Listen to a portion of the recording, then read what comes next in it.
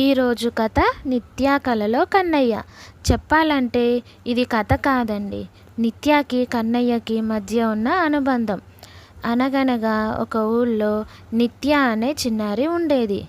ఆమెకి ఒక స్నేహితుడు ఉండేవాడు. అతనే కృష్ణయ్య.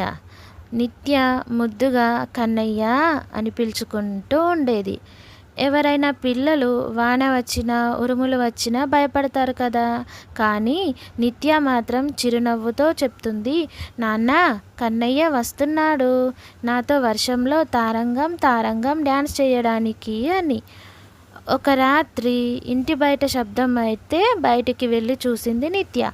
పక్కనున్న చెట్టు కింద కన్నయ్య మురళి వాయిస్తున్నట్టు అనిపించింది. ఆమె కళ్ళు మెరిశాయి. అప్పుడు వాళ్ళ అమ్మమ్మతో, అమ్మమ్మ, అక్కడ కన్నయ్య ఉన్నాడు అని ఉత్సాహంగా చెప్పింది.